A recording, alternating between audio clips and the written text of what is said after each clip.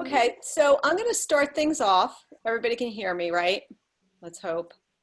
Um, Alan Siegel is joining us. He is a past president of the DC Trial Lawyers, but also on the phone, and we're going to have him speak soon, but also on the phone, we have Ali Meyer and Rich Huffman of the McCammon Group, who are longtime DC TLA sponsors, which we so appreciate. And we're going to have them say, like, just a few words, just because this is what they do all day, every day, Zoom mediations. So I am going to let Ali and Rich take over from here. You might not see them because Alan is sharing his screen, but we will definitely hear their voices. And take it away, Ali and Rich. Ali, I'll take it from here.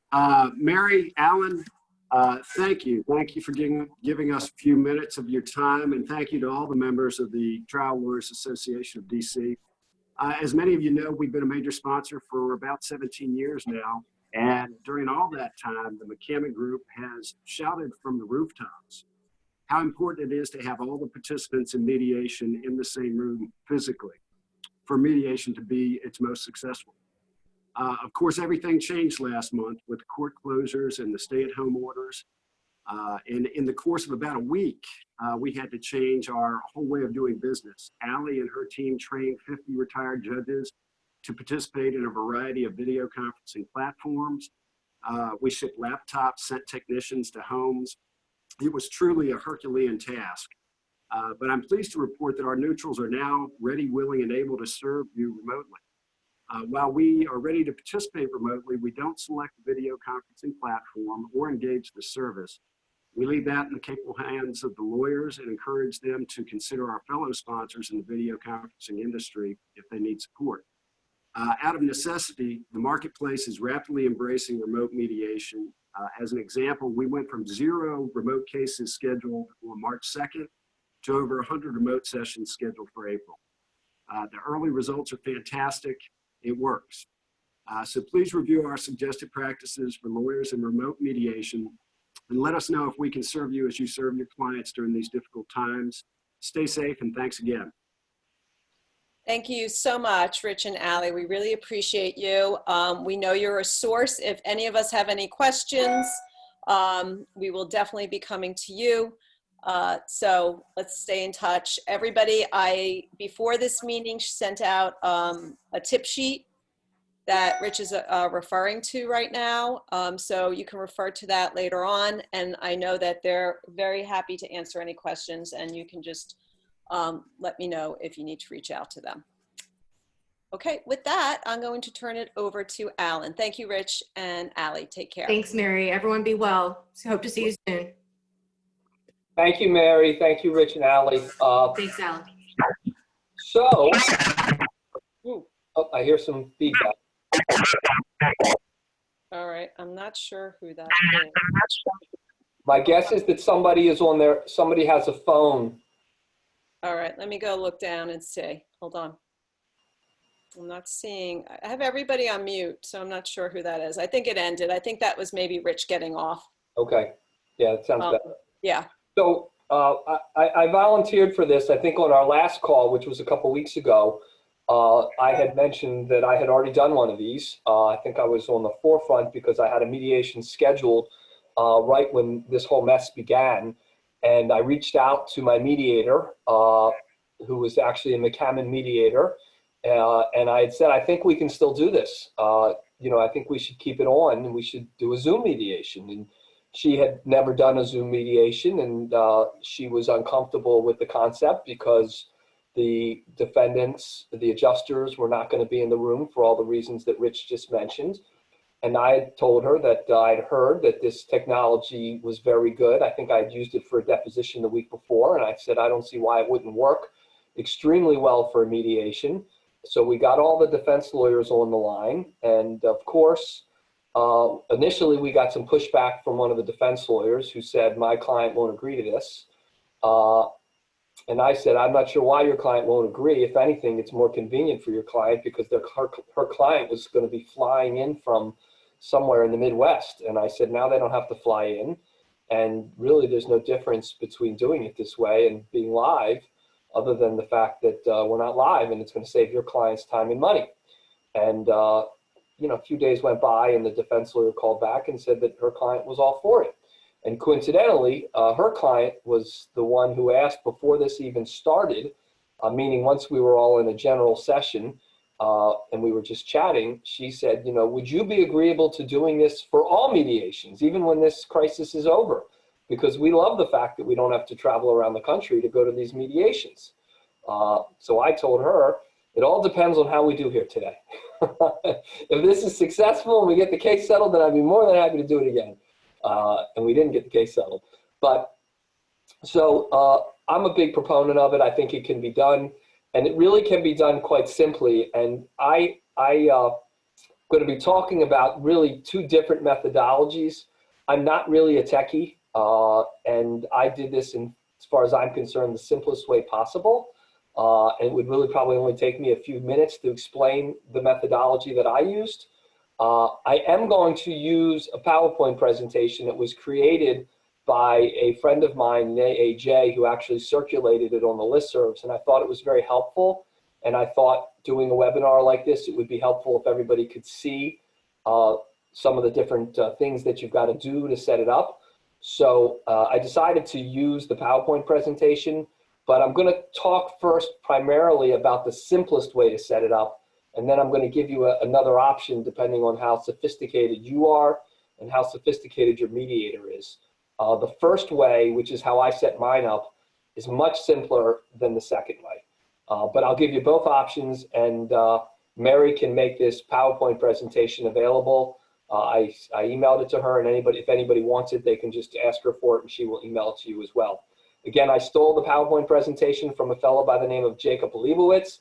It is not our Jake Leibowitz from DC. It's a Jake Leibowitz who lives down in Texas. So you'll see his picture because he's got screenshots of him in his Zoom conference. So that's whose PowerPoint presentation it is. I'm going to go over some basics first. Presumably everybody's already using Zoom, so they hopefully know most of this stuff, but it's worth talking about because you've got to make sure that your mediator and your clients have what they need to be able to successfully do this. So what do you need?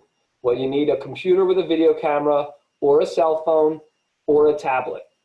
I will tell you that it is not my preference to have clients using cell phones, and I don't know that I would want to do an entire 8-hour mediation with a client who's using a cell phone. I suppose if they have a stand and they can prop it up in such a way, then maybe that would work. But I think it's much more conducive to having either a laptop or a desktop and or an iPad or a tablet.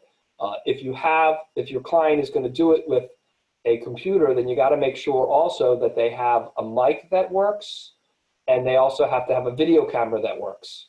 And if they've never done this before, they might not, because before all this started, I'm sure lots of us didn't have webcams on our computers, or if they did have them, they maybe hadn't used them for a long time and didn't know if they worked. So I think it's really important to test all of this technology before your mediation, just like we would if we were going to court. I think you got to do a test run with your client who is going to be off somewhere else, not with you at the time, and do a test run, with the mediator. Make sure the mediator can do it, so that you're not going to run into any problems, especially if you're not using a company to help you. There are companies that will provide this assistance to you, but if you're doing it yourself, you got to make sure it works and that you troubleshoot it before you get there. You know what? As a matter of fact, Alan, can I just pop in? Sure. Because I just thought of this, because some of you might be saying, oh my goodness, I have no idea what tech person can help you, but we do have a tech person as one of our sponsors, Kesson Technology, that can help you with this. So if you need that contact, let me know. I just thought of that. Sorry. Okay. Go ahead, Alan. So you need to also make sure, and again, this is primarily probably going to be for your clients more so than the professionals you're dealing with. But if they're using the internet and they're not using a cell phone, they're using a desktop or a laptop, you need to make sure that they have an appropriate internet connection, and that's very easy to test. You just run what's called a Google speed test. You just you can type in tell them to type in on Google, just Google speed test, and this will come up, and then you just need to run the speed test, and it tells you how fast your your internet connection is. And it needs to be, I think above 30 is going to be fine. This one is 41.7, so that's fine. This says you need a telephone headset, which is optional. I don't usually use that, but again, it all depends on your client's technology. When I've done these, the biggest problem I have had is with audio. I don't know why, but some people have difficulty, I guess, with their microphones. So some people are not able to talk and be heard. And if that happens, there's a methodology where you can easily have them call in. When you set up a Zoom conference, it has call-in numbers as well. And I can figure out how to maybe show you how to do the call-in numbers, but there's a call-in number, and there's where your mute button is on the bottom left-hand corner of your screen. There's an arrow, and if you click on the arrow, you'll see options to call in. So if anyone's ever having problems with anyone hearing them, you can turn on your computer audio and use cell phone audio or telephone audio, and I've done that for depositions. The first item here is turning on your breakout rooms, which I'm going to talk about that. That is not the easy way to do this. The turning on breakout rooms is what I would call the more complex way of setting these up. If you know what you're doing, it's probably more efficient, but if your mediator in particular isn't familiar with this, you may have some problems with breakout rooms. But I'm going to talk about this first because that's something that needs to be set up before the mediation starts. So the first thing you should do if you're the one setting this up, which you very well likely may be, is sign into your Zoom account. Hopefully you all have that because you're all on here. And when you sign on, there's Jacob Leibowitz, whose PowerPoint presentation is. You want to go down to Settings, and you want to go to In Meeting Advanced, and then you want to go to the option Breakout Room. And again, if you're doing this with breakout rooms, you have to make sure that the breakout room option is selected, or you will not be able to create breakout rooms. And then you want to click Allow the host to assign breakout rooms, and that will allow you to have breakout rooms. We're going to talk about breakout rooms a little bit later, but now I'm going to talk about the simple way to get this done without worrying about breakout rooms. So how do you create a meeting? So the first thing you're going to need to do is, if you're setting this up, which is what I did with the McCammon group, is you need to set up the meetings that everyone's going to be attending. So you need to go in and you need to set up multiple sessions. The way that I did it was I set up multiple sessions. So here's the difference between the two options. One option is you set up one session and you have your host create breakout rooms, and then you have breakout rooms in your single session. That is not what I did. When I did it, I scheduled multiple sessions so that everyone could have their own session. So I scheduled, the first meeting I scheduled was a general session, and that was to just be like our real general session at mediation. That was for everybody to be in, and I scheduled it. Our meeting started at 10 o'clock, so I created the general session at 10 o'clock. I scheduled a second meeting, which I also started at 10 o'clock, and that was for the plaintiff session. And that created a separate meeting and a separate link. And then I created a third session, which was called the defendant's meeting. And that created a third link so that the defendant could get in. And then all three of those meetings, I provided all three of the links to the mediator, so the mediator could toggle back and forth between the different sessions. And I only provided the plaintiff session link to the plaintiff and me and the mediator, and I provided the defendant session link to the defendant and the mediator, and that's how I set it up. So to do it that way, you need to first obviously schedule your meetings. And I'm sure, again, I don't know if people have done this before. Just because you're on Zoom doesn't mean you've necessarily scheduled meetings. So you would go into your Zoom account and you'd go to schedule a meeting. You can name your meeting here. If you're setting up that first one, you call it maybe the name of your case, Jones General Session. You can also describe it as the general session so that everyone can see that, and set it up. You pick your time and your date. You pick your your duration, which I picked 8 hours, knowing that we'd be using this link all day. This is important. Make sure that your video host is on and your participants, excuse me, that the video for your host and your participant is on. I think the default has it off. So you've got to make sure that you allow video for both the host and the participant. And you also have to make sure your audio is computer audio, or both, excuse me, computer and telephone audio, so that either one will work, just in case someone's microphone doesn't work. And again, I think it might default to something different. So always got to check to make sure that you have those things set up right. And then you can click breakout room pre-assign. Again, if you're using breakout rooms, you can pre-assign them. So let me explain to what a breakout room is. So if you're setting up, if you're not doing it the way I said, but you're setting it up with one session and you're going to create breakout rooms, you don't need to set up the 3 sessions. You're just going to have one session, and the host is going to be able to create separate rooms for everybody. So you're going to be in your one session, and then the host can invite the people that are in there to go into private rooms, essentially. So if you want to do it that way, you have to set up these breakout rooms. So you can do that in advance and hit breakout room pre-assign. You don't need to pre-assign breakout rooms. You could do it live, but it's probably easier to set it up in advance. Here, the PowerPoint presentation is telling you that you don't need to do it live, but I mean in advance, but you can. I find it easier to do it in advance. And then this is what it's going to look at when you go to assign your breakout rooms. And then you have to pick how many you want. If you've got, you know, two different parts, if you have a plaintiff and a defendant, you're going to have 2 breakout rooms.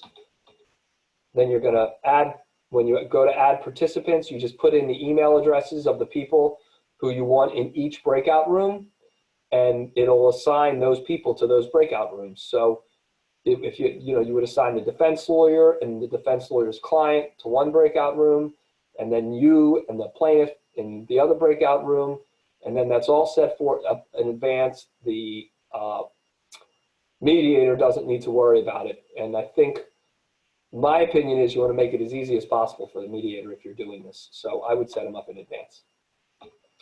So if you're setting up your mediation, now we're going back to having a mediation session, whether you're setting up 1 like with breakout rooms or 3, you've got to invite the people so that they have the links. So here, again, if you're in the Zoom website and you've logged in, you're going to see that it has a little area where you can invite attendees, and you're just going to hit copy it, invite, and copy meeting invitation. It gives you the meeting invitation. You're going to click on the bottom, copy meeting invitation. It's going to copy it to your clipboard, and then you can create an email, paste it into the email, and email it to whoever you want. And here again, general session. You're going to, if you're setting up a general session, you're going to send the general session email to everybody, the mediator, the plaintiff's lawyer, the defense lawyer, the plaintiff, the defendant, whoever you want to invite, you're going to send it to everybody. If you're setting up a plaintiff session, then only send the plaintiff session to the plaintiff and only send the defense session to the defendant. Now, let me tell you the one complication that I ran into, and I'm sure there's a way to figure it out, but I haven't figured it out yet. So setting it up, what I'm calling the easy way, I set up the defense lawyer's session. Well, the defense lawyer, number one, doesn't want me to set up their session because they don't want me to be in their session, and I don't want to be in their session. And if you're the one who set it up, that makes you the host. And the only way that someone can get into a meeting is if the host goes into the meeting and lets them in. So since I set up everybody's session, the defendants could not get in without me being in the session, or at least without me starting it. And nobody wanted that. So what we did was we realized that once we were there, and I just had one of the defense lawyers, or I think it was the insurance adjuster actually said, oh no, I'll just set up another session. And right then and there, she just set up another Zoom session. So someone on the defense side should probably set up their own session. Another way to handle it, how I would handle it in the future, is I would just call the defense lawyer and say, listen, I'm going to set up the general session and the plaintiff session, but why don't you set up the defense session so that you don't have to have any security worries that, I'm going to be listening in, or I'm going to get in, or that I have some control over your meeting. So, so that's something if you're doing it what I call the simple way without the breakout rooms, then you're going to need to have your defense lawyer set up their own rooms. Starting the meeting is simple. At the time, the host, which is going to either be you or the mediator, needs to click start the meeting. And then you go into the meeting, and there is the infamous Texas Jacob Leibowitz, not the DC Jacob Leibowitz. And whoever starts the meeting, is the host, and the host is the one who can manage the participants. There's all your participants. Everyone, of course, is familiar with this because they're all on this meeting, so they know what it looks like. This is your general session, so you've got everybody in the same room. And this is where, of course, you can do your opening statements, and the mediator can do her statement. And if you hadn't already assigned breakout rooms and you're using breakout rooms, then the mediator can assign the breakout rooms here. You'll see on the bottom left-hand corner, on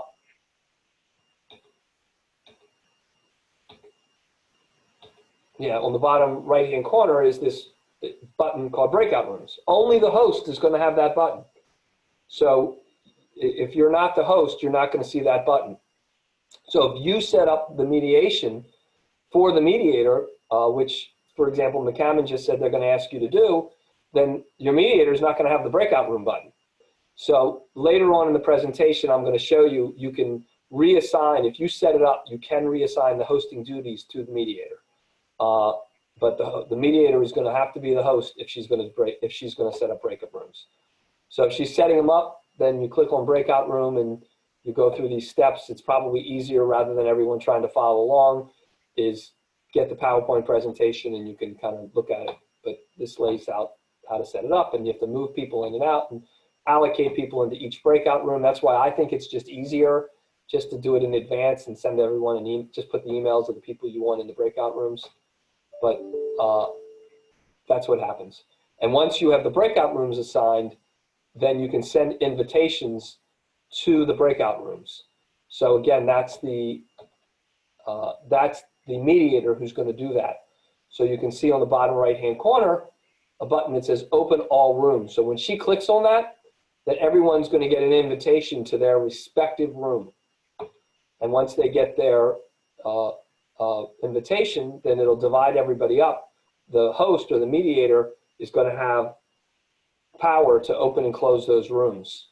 So you'll see in this screen, you can see that she has this option to close all the rooms. And you'll get a little message up top that all participants have been asked to join. And then you can see here, you've got the plaintiff's room. Everyone in the plaintiff's room has accepted.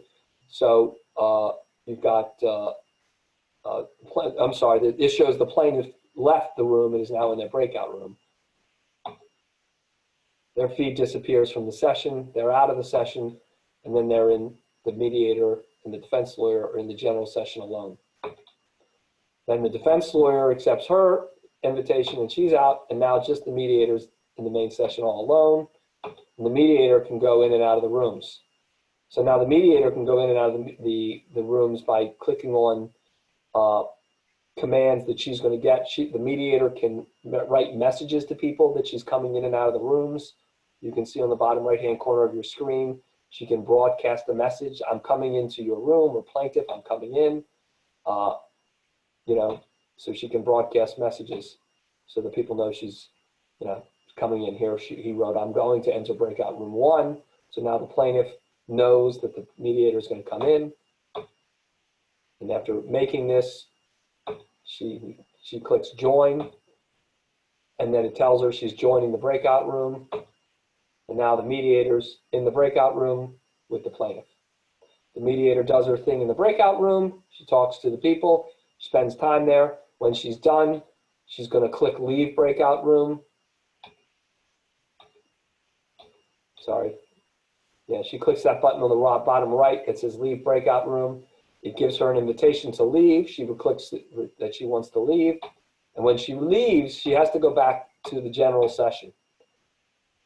So that's important to make sure your mediator knows that she can't switch back and forth to breakout rooms without going back to the general session. So she would go back to the general session and then she would start all over again. She'd go to the breakout room. She'd go to the defense room. She'd click broadcast. I'm going to enter breakout room number 2. She clicks on breakout room number 2. She clicks on join. It asks her if she wants to join. She says yes. Now it takes her into the second room. Now she's in breakout room 2. She does her thing with the defendants. Then she clicks leave breakout room. It's going to return her again to the main session. She's back in her main session.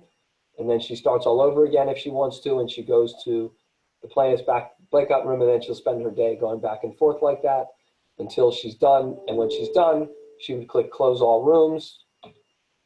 And here you see he's writing a message. I'm going to close all the breakout rooms and bring us back into the main room.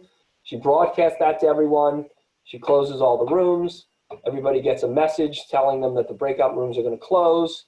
I think they get like 30 seconds or 60 seconds, and then it puts them back in the main room.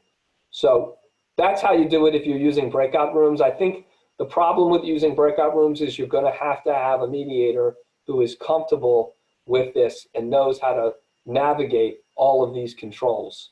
So I did not have a mediator who was familiar with it, and doing it my way, which was just setting up 3 different rooms and just giving her the links to all 3 rooms, and she could click back and forth to each room. She could leave the meeting and just click on the meeting, and that was very easy for her. And the other thing I did for the mediator was I created a Word document which had all the links that she needed. So I gave her a Word document with 3 links. So all she had to do was toggle back and forth with the links. She had a general session link, she had a plaintiff session link, and she had a defense session link. And she could just click on those, which I think is a lot easier if you don't know what you're doing than using all these controls to go back and forth with the breakout rooms. If you are going to use the breakout rooms, then you are going to have to transfer the control to the host. And to do that is very simple. You just go to you go to your participant button, and which is, well, you can see manage participants is on the bottom of the screen.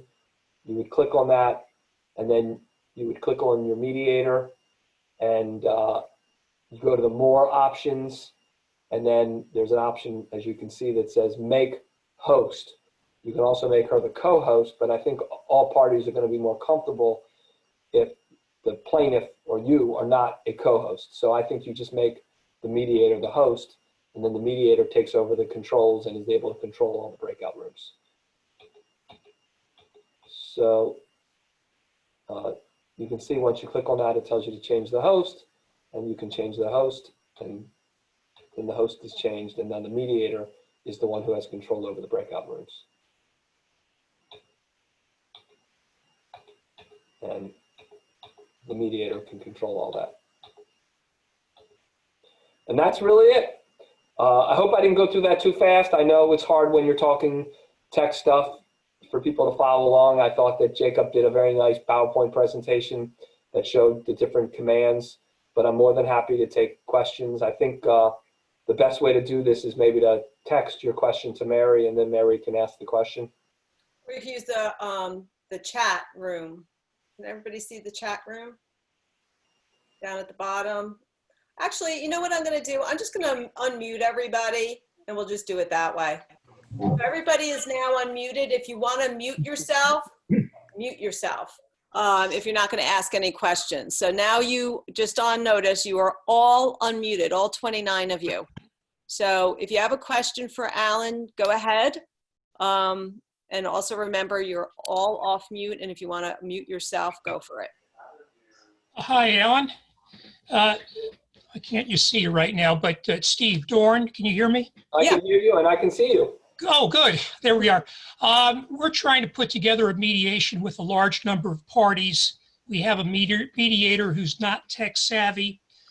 We were contemplating bringing in a tech person such as Planet Depots or others, and wondered if you or anyone has had an experience of using one of the tech people to do this, where they can serve remotely to assist the mediator and everyone else.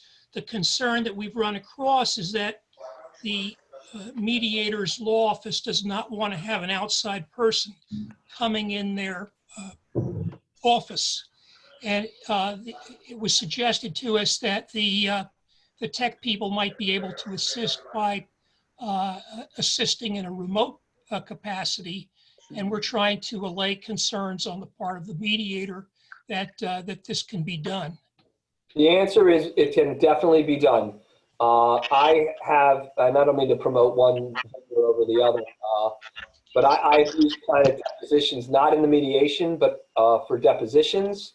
And they have the option for depositions to provide a tech to you.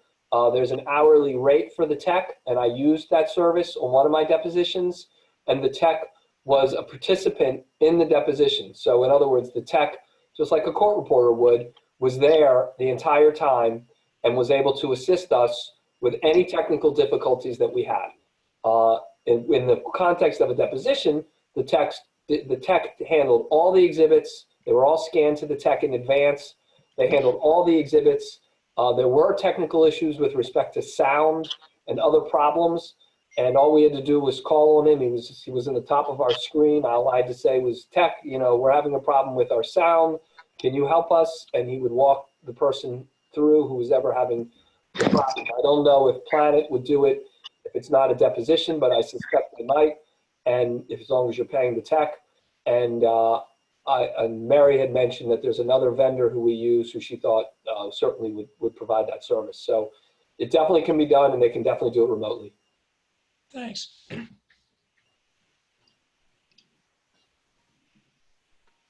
Rachel had a question in the chat room. Are there any good platforms other than Zoom? Because there's security issues about Zoom, which I don't think are on the business accounts. Do we know anything about that? Well, I know that there are security issues with Zoom, and I'm just thinking. I saw an article today that just there was just the Maryland order that just came out about notaries, about remote notaries, said that remote notaries were not allowed to use. You couldn't use a remote notary over Zoom because of security issues. So apparently those are definitely ongoing issues. I'm not aware. I mean, there's obviously other providers. I mean, Skype is an option. There's another provider that I've done video calls on called WebEx. But I don't know that I can't vouch for them, nor do I know what, if any, security issues exist for any of those platforms. But I think the reason that Zoom has taken off is because I think it's probably the most user-friendly. But so the answer is there are other platforms, but I can't speak as to whether or not any of them eliminate the security issues. And I don't know the answer to Mary's question either as to whether or not having a paid account eliminates the security issues. I do have a paid account. If anyone doesn't know this, if you do not have a paid account, you are limited to 40-minute meetings. There's also lots of other benefits, I think, to having a paid account, but the primary one, which is the reason I got a paid account, is because my meetings were going longer than 40 minutes and I kept getting cut off. So I think the paid accounts start at $14.99. So I have a paid account on Zoom, and I don't know if that provides me better security or not. Yeah, I don't know. Somebody had said that, but I'm not sure either. I mean, it definitely, one of us are going to figure this out. So we're going to have to see. Does anybody else have a question? About what? About the security. Yeah. Anybody else? Questions for Alan? You can always email him. Everybody knows how to get a hold of him, or I can send you his email. But don't leave yet, everyone. But I did want to take a moment and thank Alan for an excellent presentation. Thank you so much, Alan. We appreciate it. Clap, clap, clap, clap. I think everyone's on mute, but I can see everyone clapping. There it is. Okay, and I will make this recording available, and Alan will specifically share the PowerPoint. I am not going to put the PowerPoint on the website, however. I was on the We just want a little bit of control. Yeah. So anyway, just write me if you need it, That was good. and I can follow up. Now, we are going to turn this over. I still see Julie, president, is still with us, although I know she has to leave. We are just going to have a general membership meeting. And we do have leadership on the call. So if anybody had anything they wanted to talk about, just any subject you can bring up, but we do have leadership on the call if you had any questions specifically, but I know Julie has to jump off, but I do know that I see Dan is on here, so I will leave it open to everybody. Any topics?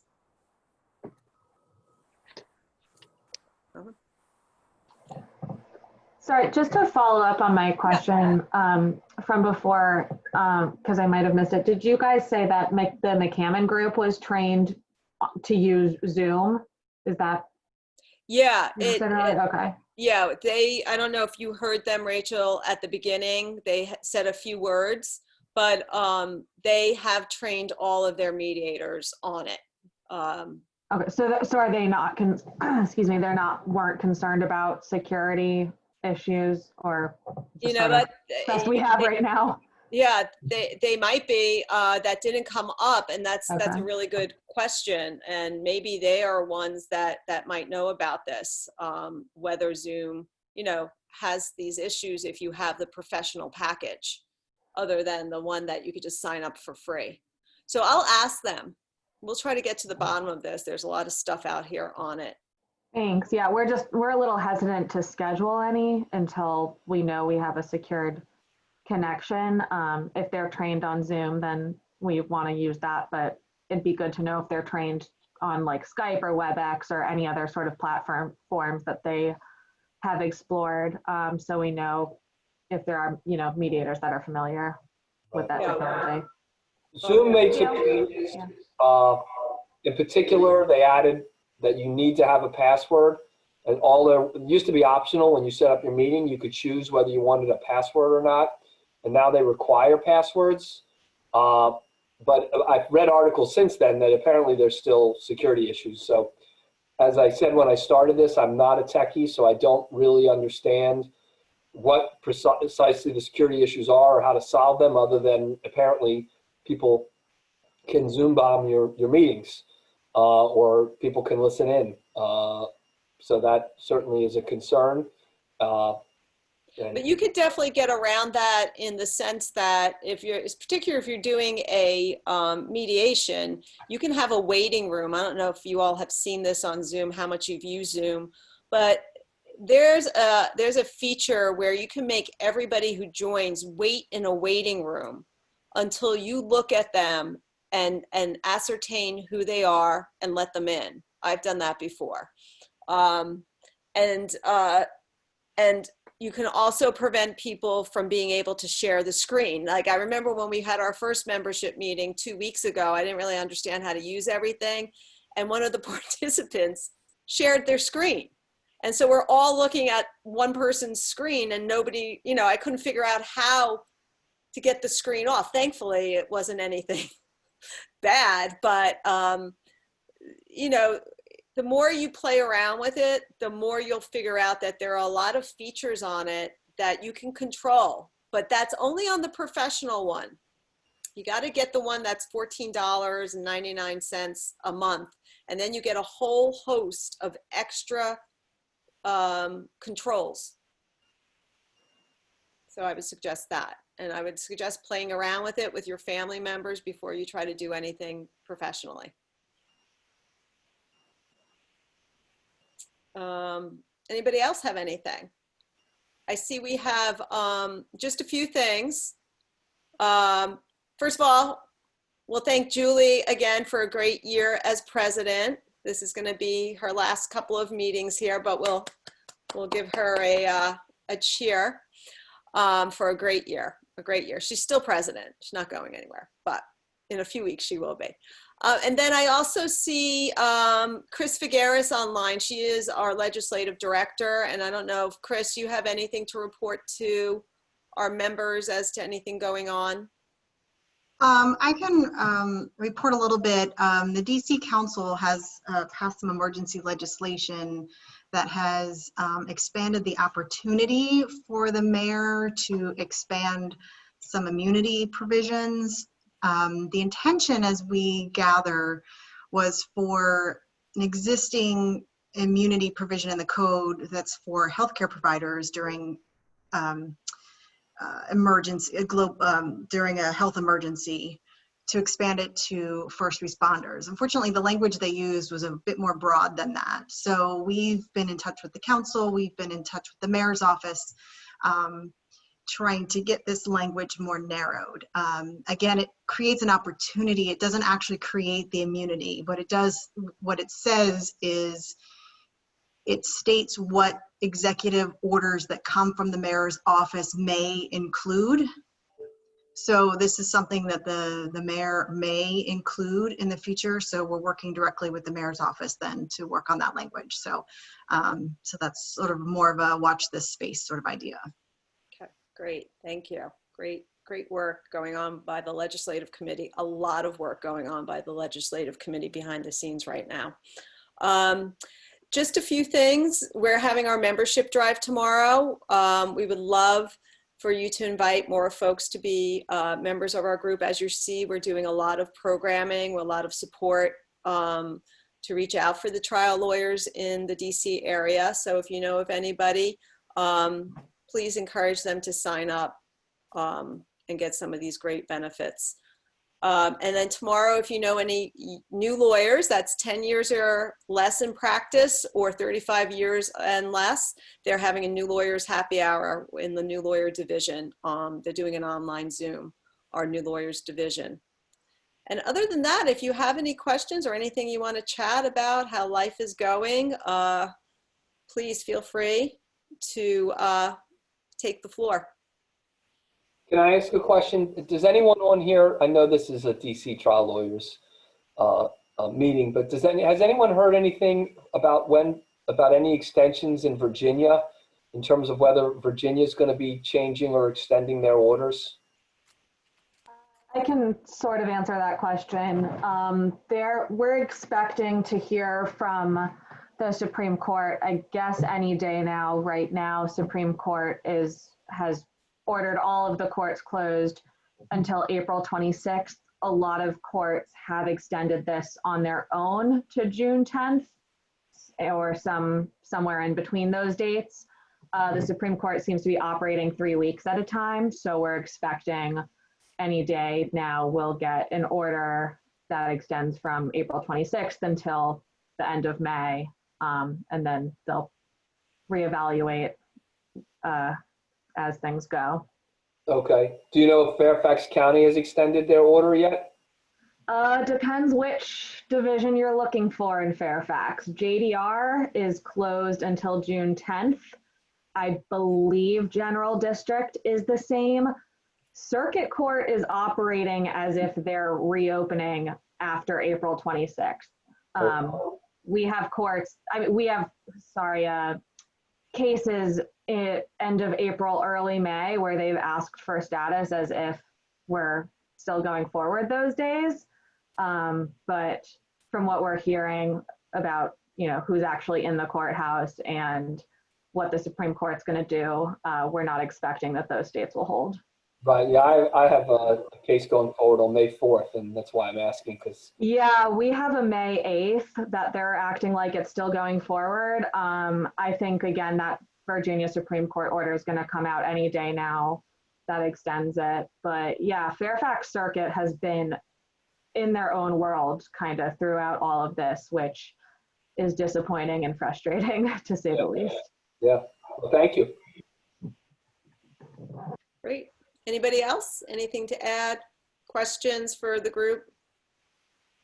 All right, well, it's good to see everyone's faces. I see some of you.